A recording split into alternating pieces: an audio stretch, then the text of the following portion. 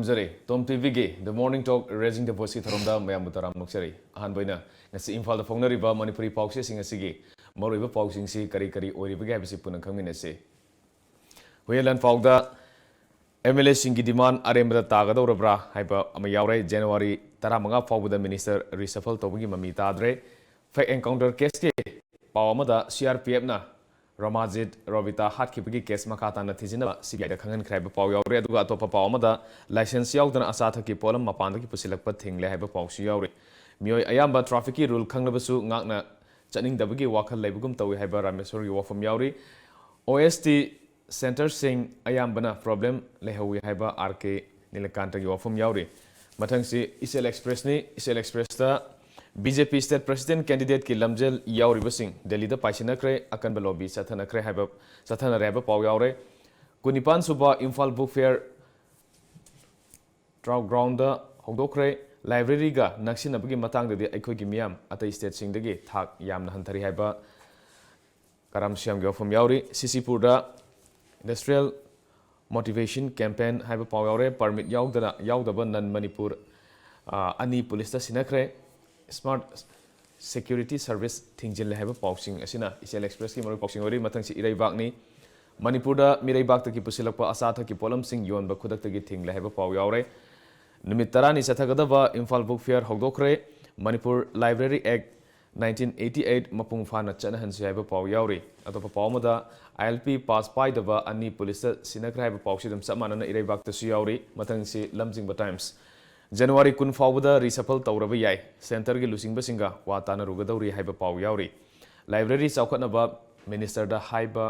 wa samu maningda pena khongmaga manakre haiba karam siam gi wafam yaure art and culture portfolio si fund happy dabana kanamatana pining da haiba health minister loina art and culture minister Jayant Kumar gi wafam yauri lenga ki lanthum privatize toba tokadaban haiba paw yaure Sotin Kumar fajin bagi mayokta MHRC da wakat kre haiba pawsi yauri Nambul Turel rejuvenation gi pawda sewage treatment plant sanaba global gi thakta tender kauri haiba pawsing asina Lamjingba Times ki maroi pawsing oi re aduga naharol gi thogdang da CAA leibak sinba thungna chatnaba hokre ASCna Supreme Court na CAA gi mayokta tharakpa petition khana kidra haiba paw yaure Foxo amasung rape casing athubada disposal taunaba fast track special court lising amaga kunhumdoi lingkhat kador haiba pawsu yauri handloom gi cluster sing da MLA Subhash Chandrana fi sanaba gi masak sing yen thokra haiba paw yaure aduga topa pawmada Sotin Kumar ga mari lenaba FIR sing gi investigation report commission da submit tawrakna bakhangan khraiba MHRC gi pawma yaure Ranjit amasung Robita gi misi amukana investigation chathanaba khangan khraiba pawsing asina naharul thogdangi moroi pawsing ore mathangji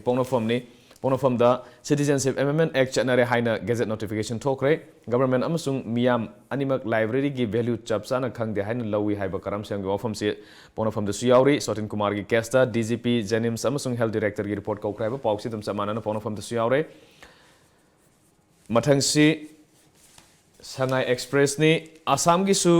Constitution gi ngaklo piraba yari Sotin Kumar Kesta Commissioner DGP gi report kaukre CAA gi mayakta sangchileba khongjang haloi haiba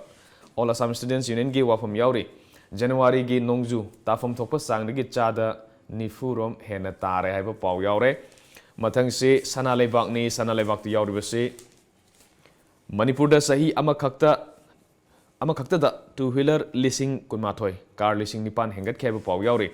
Sendra da gi chawba sing phawgi roadway thabakta onthona bakhangan khraiba pawsu yaure aduga topa pawmada kunipan suba Imphal Book Fair lising ani taramapan hogdokre miyam da natana lengak si phaw library gi matik mayai khangdri haiba karam siang gi ofam sing yauri hairiba ngasi Imphal da phongnariba Manipuri pawsi sing amadi ate topa pawsing ne nabgi damakta ngasi khoi gi studio da lengsin na library si retired commissioner Ministry of Defence ki retired commissioner oibiriba oza warapam Narendrani oza bhangda taramuk sere the phonariba pawse sing asi akoina hangana yengma matamda ayamba dum imanda manare haibitare library Imphal Book Fair hogdokibagi matangda library gi maru oiba singi matangda phongba paw leire adagi akoi gi ministry reshuffle gi matangda su phongma leire marasida kitang top na koina kitang ahanbada aina lokhojani manipur sahi ama khakta two wheeler leasing kunmathoi car leasing nipan hengatke paw ma yaure mamang sahi gi January dagi September fawbada gari accident chamanga da mi chamaga taruk siki sanipan ga sumna manga sokhe ba paw ama sana lebak ta fongi sa matang sida lakchani se lamdam asigi oreba lambi thongi phibam ga adagi akhoi gari masing hengalakpa siga maroina two wheeler sing masing hengalakpa then commercial vehicles singi masing su ka hena hengalakpa masi sing asina lambi chathok chasin da khudong cha daba then accident thokpi chawang khalakpa loinana lambi chin bagi kano su tungti wang khale hai tare oiba phibam si akhoi gi lamdam siga isan chana daba gari masing si yum khuding da akhoi gi lairiba mi masinga gari masinga manarakpa gari masinga gi helakpa gi phibam ni lairiba se ke ofon thamni ngasa general yam nungai ba paw ni di haige ahan bada karigino yumdong guding da gari ani hum thamakwa haibasi akoi ge income se livelihood se masi chaukhal haina masi uba yai ko amarom da imung paisa paikhale haibane imung paisa paikhale haibane to masi ma akoi positively yengba yai aduna de akoi na akoi ge manipur ge lairiba akoi ge mi sing se masi hon aba kalibra haiba wapam simaso akoi la ibani aduna akoi si economy dependency si irai leitrabra atopada haiba sima akoi sigi angle sida mu yengba yai ani subada sarkar sina masigi positive factor si yengbire haraga maramdi akoi na gari si aigi imung da gari tara thame aina khalsi masi tax kari bune sarkar adagi in different ways da ada kariba tax kariba haibasigi athdi huji ibon panbigiriba akoi gi lambi si akoi gi proportionate oiraktaba adagi amu lambi gi condition si phalaktaba masi puna masigi maintenance ki diet se masi kana gi no haiba question nama la ai gi si sarkar bu chaiban natiko aduna akoi no ugadori badi amaronda akoi gi praja sing se masi gi phajaba se akoi uthok se ba topada akoi gari leire iba haiba si di tasena hairadi gari si thamba ngakta nate it is not SOPs masi thangi ba taraba di no da ma thau ke ano liter ke ano ma chaga dori base aduna ri imung do madu beer to bangami bane ba aduna aina ujaningi badi madu di huji akoina lambi thongsi yengu matamda akoi gi lambi thongsi di proportionate oidre ba aduna di sarkar na lambi thongsi semba ngamdragadi akoina karamba policy ama akoi amu semba yabage haibase haibadi restriction ama thamba haibasi su in the interest of the public ni ana masima su akoi adum puthok pirak pai yai adana aina sarkar da haijaning badi ko akoi gari se leijasanu aduga rules and regulations se akoi नियम चुमना मसिमा सो कोई लौखछि सामना हारबदा होगी accident थोय हारे काना अखोगी ngасайgi हाइबा motor vehicles rules study ngасайgi यू थागा गाड़ी थौबसि याद्रि अदो मसिगुम्बा यू थागा गाड़ी थौबा मोबाइल गाड़ी थौना मोबाइल पाइरगा वारी सानबा पुर मसि पुनमक्सिना अखोगी एक्सीडेंट रोड एक्सीडेंट की चांग सिसु यामना वांगहलेबा अदना अखोइना ट्रैफिक रूल सिसु ngakna chatpa adudagi amu rules and regulation mari leinaba mayam ama akoina semgat piba aduga loina na sarkar na lambi thongi pibam sa masi sembi bo isno aina ai adumaina thamjage ala atopa pawma da koi miyam se traffic ki rules se khangasu khangdrasu khangagasu ini inningbagi wakhan se ka hena mapung phana leitaba tasena khangdragasu khangningbagi loina na tawribasi karino habsi phajana study to biraga hai batare lambi chatpa matam da traffic ki niyam se phajana ngakna chaning bagi achet fa wakhal do apoi yam si amna phawhan ba ma darkar lain khale ba wahi ni mase adu masi tawdab su ya daba adu bo akoin urakaduri badi mase transition period amani haina akoi masi positively low se ko aduna transition period haibasi ko ngasai gi kitang up and down se khara dum leigani aduna leiba sidai sida akoi gi sarkar gi machinery sing sina ko awareness program ni khangde ko adagi moi gi ngasai akoi na haije gi ba ngasai traffic rules khang de hari basi masi implement tong na ba phajana dum hotna bi ba hai ba sa akoi gi agency sing sigi masi buni dedicated to the service ka na hari ba adu oiraga di ai adum accommodate tong na dum chat pangam gani haina ai loji Okay, aduga mathang da moka political ki oiba paw ma amuk lok pacharage BJP manung ki presidential election ki wafam yauri adagi minister reshuffle tawbagi wafam su yauri January kun fawda reshuffle tawraba yai center ki lusing basing wa tan rogadori habi yauri atopa mada January 15 fawdi reshuffle ki wafam lekhai ta adri habi yauri BJP state president candidate ki lamjal yauri basing Delhi da paisana kran balobi sathana kra habi paw yauri BJP oiraga su Congress oiraga su any political party oiningbo oijaraga su party amagi president haibasi party dubu yamna koigi afaba maikaida sakotpa maikaida party gi hena afaba thabak tawna bagi damak yamna responsible oiba mioi ama khangni haiba tare party gi president se masigi lamjel sin ama lejargar su wagi adum hana dagi dum khana duna lakpa minister reshuffle tawbi wafam se Aujik sahi ahum phad ore sarkar se coalition government se minister reshuffle se lekhai ta dana adum masi tawdoira tawragana tawbiro lotion biro phajana sarkar salai biro tawroi hargana sengna tawroi na phajana thambiro masi miyam gi apam basi sigumba irang se kuina manung da o mag lei basi phaten khale kema thamin masi gi matang se akoi gi toms ki forum se da kera han masi nainagar khwaiding yamna naina basi masi oram da masi ore akoi gi toms ta nate ate da su masi naina luri bo wafam di karino hada ngasai gi minister reshuffle tawbagi ministry reshuffle tawbagi matang se ministry reshuffle tawba haibasida akoi lotion biro di hairi ba akoi su public su ada ngasai aina hangningi ba wahang di karino haida ministry se ai phanghoda ba yade haibagi wafam la ministership se masi ai phanghoda ba yade haibagi wafam la aduga leibak si nungsiba sare harga praja si akoi gi praja gi ming sizinare harga ai thaba afaba tawgu dori bani madi thabak man tawri ba thabak sa masi to the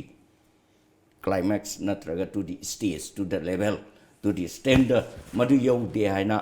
haibiri bra madu haibi ba oiraga di ko ai phanga e haina ai lorasi madu gi dedication do madu praja da phangan bangam ga dori bra haiba question se praja na pami badi masine ba ko aduga magi naknaba kari karana aigi khudong chaba launaba gi damak ta mabu ministership minister wo henba haiba question amasu moi gi apamba su leiri ba ada praja gi dadi amana bu oirabasu amana oirabasu imanna manai ba maram de akoi na pami ba se akoi gi mihut ni moi de gi afaba service to akoi phangbani aduna matang sida aina haijaning badi akoi praja ga reshuffle tawbaga mari sulai leinati praja na reshuffle tawba pami basidi karino minister phattabado afaba ama pubir o haibani leibaki seba tawdabado leibaki seba tawbir o haibani masida adum samjan sine ko koi se aide adumai tamje loina makata ba pawsing se lokotrai da ten ba brem tan loje go yeng dabri ba sing ten ba brem tan loje ngem ko krada ngai minese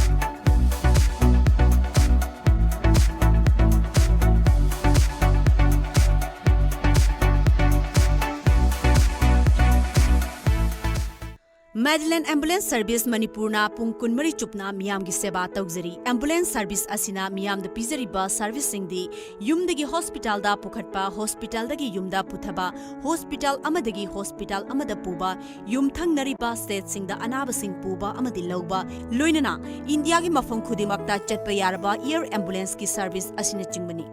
ꯃꯁꯤꯗ ꯅꯠꯇꯅ ꯂꯝꯕꯤꯒꯤ accident ꯂꯦꯝꯅ ꯍꯣꯁꯄꯤꯇꯥꯜꯗ ꯄꯨꯈꯠꯇꯨꯅ ꯃꯤꯌꯥꯝꯒꯤ ꯃꯇꯦꯡ ꯄꯥꯡꯖꯔꯤ ꯑꯗꯣꯝꯁꯨ ꯉꯁꯤꯃꯛ save ꯇꯧꯁꯤꯟꯕꯤꯌꯨ ꯑꯩꯈꯣꯏꯒꯤ contact number 9205987988 ꯅꯠꯇ꯭ꯔꯒ ꯄ꯭ꯂꯦ ꯁ꯭ꯇꯣꯔꯗ ꯆꯪꯕꯤꯗꯨꯅ ꯃꯦꯗꯤꯂꯦꯟ ꯑꯦꯞ ꯗꯥꯎꯟꯂꯣꯗ ꯇꯧꯕꯤꯌꯨ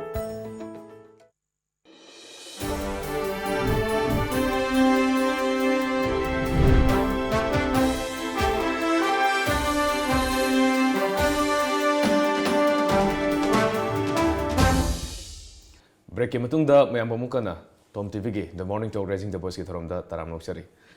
जातो पावम लखोलबदा कुनिफान सुबा इम्फाल बुक फेयर क्वाकेथेल की ट्राउ ग्राउंड दा होदोकरे लाइब्रेरी गा नक्सिनबगी मतंगददी अखोयगी मियाम अतै स्टेट सिंगदगी थाक यामना हंथरेबा कलाम सियम गफम यावरी मियाम खता नतना सिंबा ओइरो मियाम ओइरो एनी लमदम सिदा लेरिबा मियोय सिंगसी लाइरिक की मगुन हाइबा तारे लाइरिक पाबगी हाइनबी मरोइना मसे अखोयगी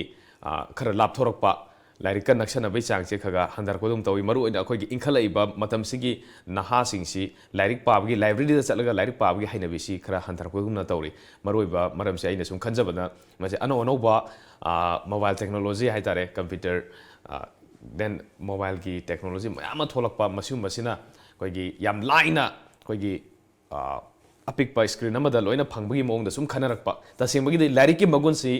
मसी सिंथादनसु लोइबा नायरो हाइबा तारे लाइरिकतगी फंगबा ज्ञान अमा कोइना अतोम मफमदगी फंगबा ngमरोइदबा मयाम लाइरि लाइरिक एबसी यावदना ngasiगी पृथ्वीसी सिदा अफावबा ओइहु मयामसी लाइरिक पारगा ओइहु ngakतने हाइबसी सोफद्रबा वाफमने कै वाफम थमिनजा आइसु शेयर तौजे अल्लैये मरमदि करिनो हदा हौजिके मॉडर्न वर्ल्ड से मसे लाइरिक यावदना ओइबा यात्रे अदुना अखोइनी स्टेट अमा चौखली हाने हे हारपोदा इंडिया मनुंगी वइना अखोइनी एमआई लिटरेसी परसेंटेज कयानो हाइबसिगी क्वेश्चन सिमसो अदुम इततना हंगी आइना छात्र वइनिंगेदा अलीगढ़दा आइतमजरे अलीगढ़ मुस्लिम यूनिवर्सिटी दा मसी मौलाना अब्दुल कलाम आजाद लाइब्रेरी सी आइना मतमदुदा फंगिबा नॉलेज दा ख्वाइदगी चौबा एशियागी ख्वाइदगी चौबा लाइब्रेरी ने हाइना खले लाइब्रेरी से 24 आवर्स चले मसी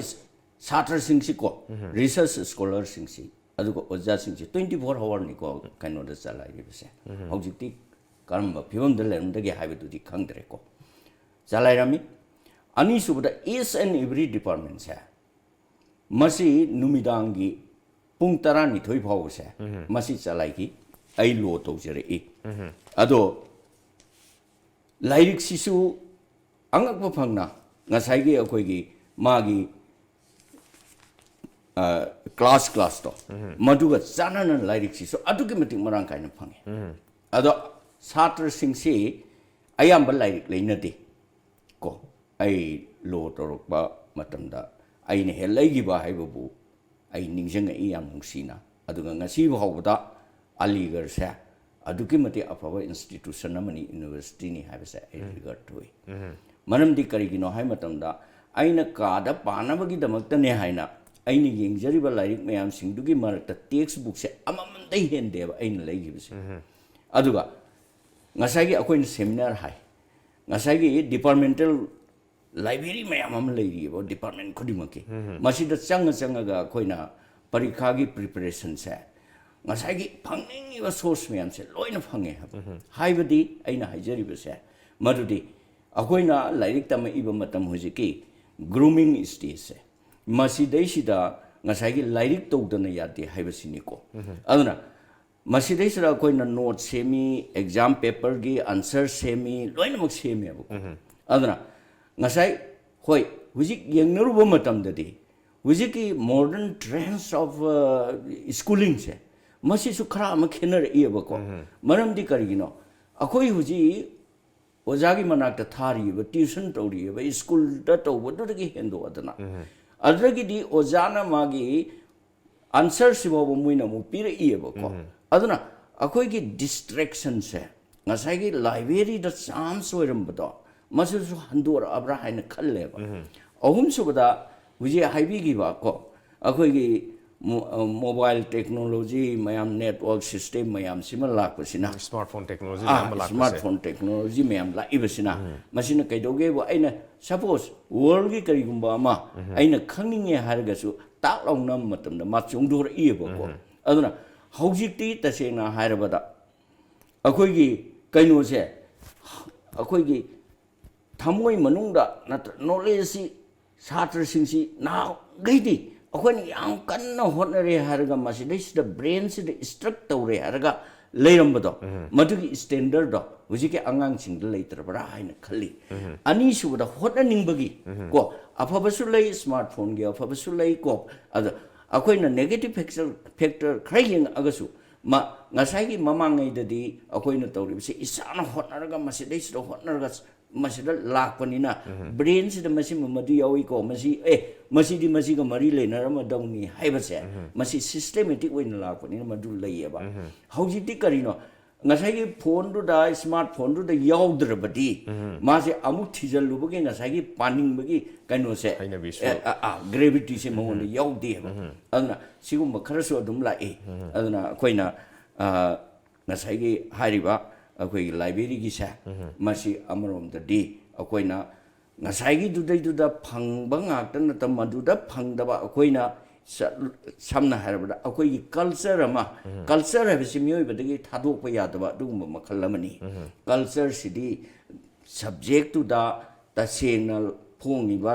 akoina phangniba lairik sidagi phangadorimneba akuppa dudi details today madugi manungi art today adudagi phangwa moyeba aduna akoina library gi mafam se yamna chawna lei aduga library da su hairiba singse akoina gyan tanam akoi bu library bu chalairi ba hujikte librarian ka kaina yam professional weba amala abanina board punamak se mamut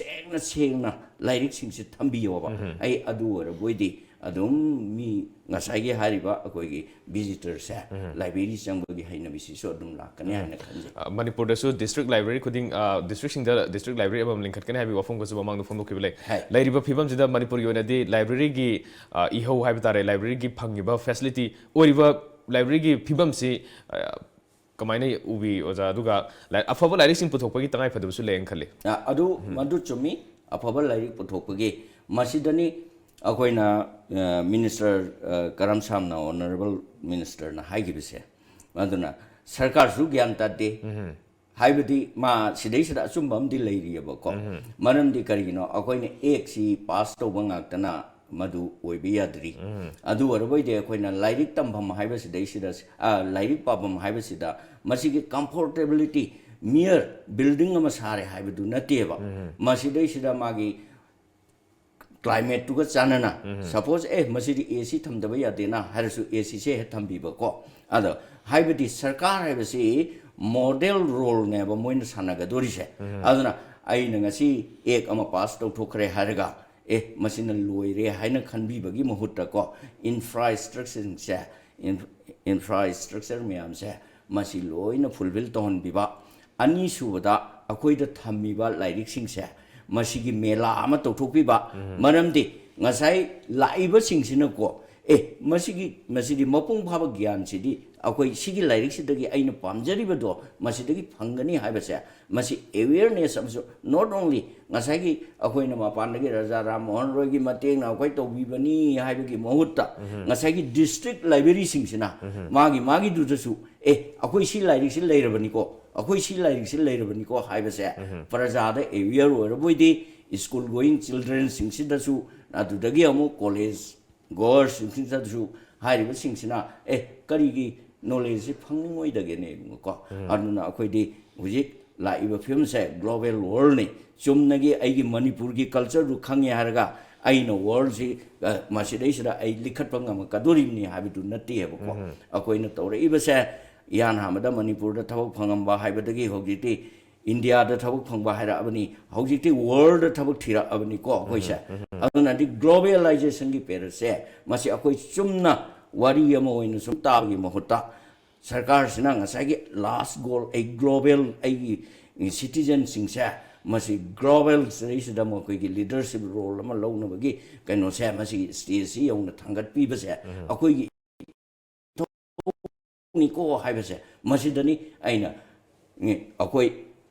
มินิสเตอร์มาโนยก็ต้องนี่มาโนยก็ต้องนี่ให้ไปเลยตีเอาคุยน่ะปามีไปเสียประชาชนอัพพตัววิรคุณนี่สิดูบุนี่โอเค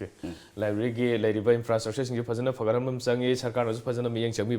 มาตกตาให้เป็นเนี่ย awareness สุปีบัตร awareness สุปีบัตรไลบรารีให้พิสิกไลบรารีกี่มากุนสิการินให้พิสิมีอันดับพัฒนาขันบัมสังเกตให้ขันเลยดูว่าตัวป้ามาดามมณีปูร์ดามีไรบ้างตะกี้พุทธิลักป้า license ยาวแต่ว่าอาสาทักกี้พอลมสิงยวนมาคุณตะกี้ทิ้งไหนป้าไม่เอาเลยคุยมณีปูร์สิ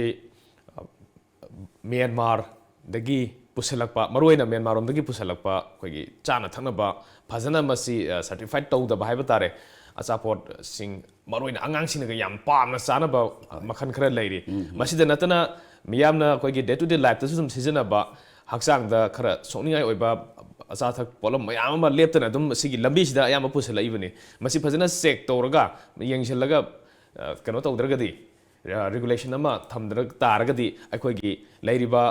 หักเชลกีพิบัมสิดาให้ตาเรมียามกีหักสังเดมาทำคุยนะยามนะกันว่าตัวก็ได้บ่ยามสอนก็ได้บ่ลองตามแต่สอนก็ได้บ่มาพิบัมมาลากกันนี่คันเลยจ้ะก็มาฟังทำนี่ไอ้มาสิดีปอว่ามันน่ะเตี้ยนั่นคันเลยมาดูดีการกินเอาไว้มาทำได้สกัดสินะตัวก็ต้องมาทูมาหกสิบพาวตัวเดินนั่นเลยรีให้น่ะไอ้ที่ลงนี่มาสิดีใกล้ยังไงนี่เอาน่ะงั้นสิให้ดูนี่นะพาเร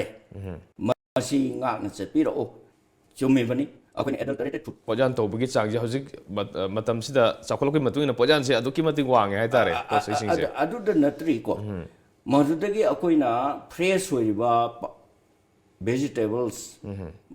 สีบ่าวดก็งั้นใช่กี่ organic inorganic อันนั้นมุทุลอับเนี่ยบุกอันนั้น organic ที่พิบัมสีบ่าวดก็ organic สิ demand ตัวอีบันเนี่ยบุอันนั้นที่ organic ที่ demand ตัวรักบางที stage เสียยาวระอับสีบ่าวดก็น่ะส่วนที่สิกุมบ่า adulterated ไว้บ่าจ้าบ่า poisonous ไว้บ่าหักจังสุกนี่ไงไว้บ่ามาสิอากูหกจิตต policy มาตัวรักนี่ก็หายไปเสียมาสิไอ้ดิมาสิว่าผมจะนัดให้เราทำยังไงก็มวยน่ะ rule เสียงก็ดูดุมเสียงบีระก็งั้นใช่กี่หายไปคุณต้อง take action ลบอยู่มาดูนะ promptly action สินะ quite กี่ base นี่อะดูไอ้อะดูไม่น่าหมดทำสิแกโชคก็โดยสิซีซันรูปจ้ารูปไอ้คุยนี่โชคก็โดยสิโยลิบมีดูดีโชคที่ตัวไอ้มารู้นะเอาว่ามันของโดยสิลำดับสิกิมียามหายไปตาเลยลำดับสิกิมียามนี่อันนั้นอากูเองใส่กี่หายไปอากูน่ะ globalization เสียมาสิกี่ stage เสียมาสิอากู CMC อากูสรการกี่ employee นี่ให้นั่นเลยดีบ่าสรการกี่ agency นี่ให้นั่นเลยดีบ่าอากูเสียมาสิทับพงเอาดับสิ่งน่ะสรการกี่ employee สิ่งสิมาดีอดูตัววิให้น่ะ charming ไว้บ่ยามน่ะ attractive ไว้บ่ยามน่ะ fascinated ไว้บ่มองมันได้ยิงจรีบันเนี่ยบ่อดูว่าเราบ่ดีอากูเสีย each and every employee เสียfrom the lower level to the highest level เสียมาสิ role model สิกี่ play ตัววิวให้น่ะทำสิกี่เออตัวป้ามาดามดุมขนาดนั้นสุลาบันนี้งั้นสิเสียดุมลูกจับตาเร่ CAA กี่มาตั้งสินี่ Citizenship Amendment Act จันนอะไรให้ใน Gazette Notification ทุกเรื่องอินเดียปุ่มมาดามสิจันนอะไรให้บันนี้ Government มาสิดาอัตโตป้าอากูกี่อินเดียตัวเลยริบสเตทขราคอนเซนต์ดับกี่ว่าฟอร์มสุยาวรีหลักชนิดว่าฟอร์มดี CAA bill CAB เนี่ยเลยนำมาตั้งกี่ CAO เนี่ยละอับมาตุ้งดาวจิก X จันนอะไรนะ Gazette Notification ทั่วบันนี้มาสิดามารู้นะ BJP สารการกี่นะอากูน่ะมุกยิงไว้ยาบดามาทั้งกี่ election นะมาคุยกี่ vote bank โอ้ยก็ต้องรีบรามาคุยแต่แกมการนับวันหลักกันดิ CAC มาคุยกี่ดีสันนับให้ไปสิเลี้ยงแต่ว่าฟิลิปนี่สิมามังกี่ห้องนั้นเราก็ลาบันนี้มาสินะแกมุกยามนะมาคุยแต่การนับโอ้ยก็ต้องรีบรา election กี่บิวได้ยิงตาร์กันดิเลยนะเลยวักสิกี่อปุ่นบกี่สักตั้มแต่การนับอ่ะห้องบ่หลักไปใหญ่นะคันบกี่ general politicalize เลยบอกว่าผมดีไอ้ให้เจริญเลยก็อากูเนี่ยสิ่งที่ยังก็ดูริสิการินไว้นะมามังไงเด็กก็มามังไงเด็กให้ดีใช้ตราคุณกี่มามังเด็กก็ bigger state ใช่ไม่ยามเนี่ยยามปั๊มนั่นแหละไม่ยาม AIDUP นี่ก็หายดีก็ยามสาวเลยนะไม่ยามนะ honor ตรงนี้Madhya Pradesh Bihar นั่นแหละอะไรกี่ West Bengal อะไรกี่ Andhra Pradesh สมัยอาโจ้สิได้สิดามาคุยกี่กันโนสิโรลสิ bigger กันโนสิเลยรับราให้นะพอบุลงนั่นเขาจิตที่ยังบิวก็อยู่เขาจิตที่ smaller states machine hen pamnare eba what is the reason behind it ko machine aina hangning nipse huji Uttar Pradesh thugai gare Uttarakhand lai re ko audagi hoji Bihar thugai re Jharkhand lai re Madhya Pradesh thugai gare Chhattisgarh la gare yung ko masi akoy na som moy de ani thokre Andhra Pradesh Telangana lai gare haina somdi ying bi ra kano akoy thugai ninga ibase akoy smaller state ama akoy na akoy thugai re harga division tawre harga small states seme ibase masi center na su ugadom ni ko akoy gi sikari soirage haise aduna di masi sum yenga ko taraga di history repeats again naina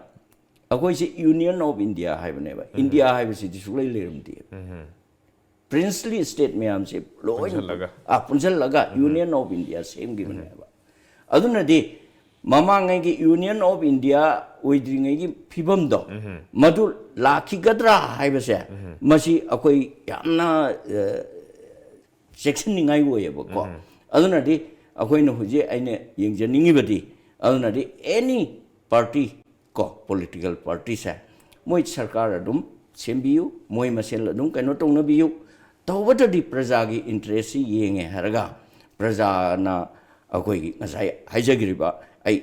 yam na chamba example haibabu ngasai state bigger state tagi smaller state ta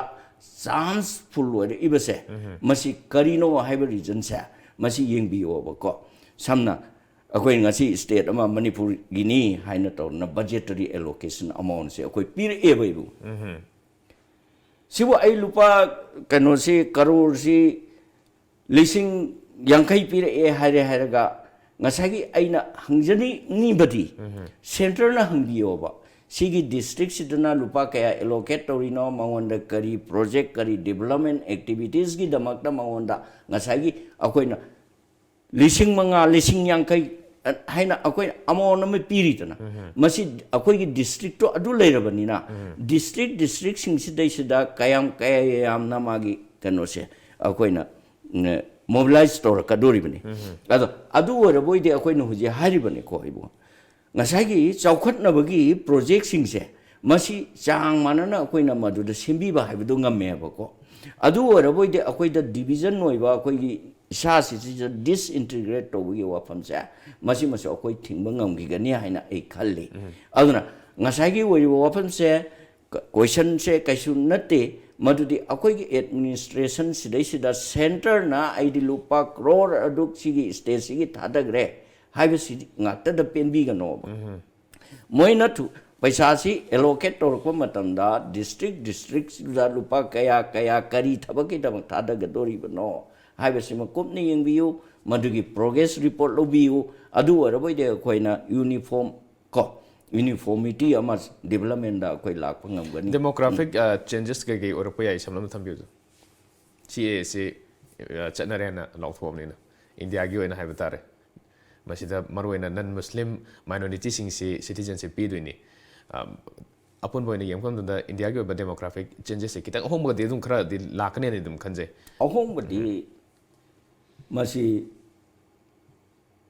hektar lakani haibu yati bu maram di kari no kera budi lakani ko lakani haibu ge atati kari no da akoi gi ahan citizenship act 1955 la 1955 se di lairi ba ko muslim se heta ki ko to re haibu natte ba sima akoi mon khangou se ba ko laiba khudung chaba sidi karino kitang khenari ba sidi amendment sina ngasai gi hana 55 ta laigriba status to maduru gi muslim ya yaugi tana ko mongkoi si yawhal roi haiba natte ba hujik laiba wa phamdi ngasai gi religious taruk natra religion da taruk ni religion taruk to madu chatliba mi dudi ngasai hana chahi tara ni bo harabasu subject to correction ko hujiki sina chahi mari surabdi yare haibane ado hujiki chahi mari suri base religion followers ngasai chahi तरु करिएबा religion तरुक से Hindu Christians Jains ꯆꯍꯤ ꯇꯔꯨꯛꯇ ꯍꯟꯊꯕ ꯃꯥꯜꯂꯦ ꯉꯁꯥꯏꯒꯤꯗꯣ ꯇꯔꯥꯃꯥꯊꯣꯏ ꯑꯣꯏꯔꯝꯃꯗꯒꯤ ꯇꯔꯨꯛꯇ ꯑꯣꯏꯕ꯭ꯔꯥ ꯀꯩꯅꯣ ꯑꯗꯨꯃꯥꯏꯅ ꯂꯩꯕꯅꯤ subject to correction कनो तौरसी सो क्या गिनो 1954 रो 2004 रो 2014 की डिसेंबर रो अदु अरबैदि चही कनो तारे दनको चही मंगा तारे दनको 2014 हाइरबदि मादि अदु लोइजग्रबनेबा अदुना 2014 की मतुंग द लाकपदुनेबा 2015 की जनवरी दगी लाकपदुनेबा को अदुना ngasai la iba wafam se aduna makoi dudi relaxation se hana ngasai gi asang ba period ama masi phog la kadamni haibato ngasai gi religious practitioner ngasai gi dharma taruk si follower waiba moido moidu gi di wujike hariba chahi mari si dei samjan gare haibane ba haidi 2014 haibadi 15 haibane ba aduna 14 dagi di ngasai chahi manga laire nako huji phawdi yeng agadi aduna madu phawbugi moigi oina di masi 2015 gi january da ko 2014 gi 31st December ado madu ngasai gi chahi madu gi matung da chahi ngasai gi hariba masi chahi manga si surabadi yare haibane ba ko aduna di moida huji ke hariba chahi manga gi gap se masi ngasai muslim islam dharma chaliba kambu siga masiri se khenaba ama thambane ba ko ado ngasai gi hariba si yengba dadi akoi ni yengba da demography masi karaida masi di mayam punama ki combination factor ne ba samna hariba da akoi gi constitution da tali da ko madu di secular state amani haiba se secular du da ngasai gi hariba ko oidrabra haiba question sini adagi ani subada aina ma haijaningi se secular oidrabra haiba question sini ba ko adubu aina khanjabada bjp ki concept tadi exceptional oiba ground ma puthore i ba ko samna harbada fundamental rights are not absolute rights ko equality means among the equals ko aduna di huji BJP की target है सी religious persecution ngasai gi haiba dharma si chalu badagi awaban nangaba madugi cheiting phangaba asigumba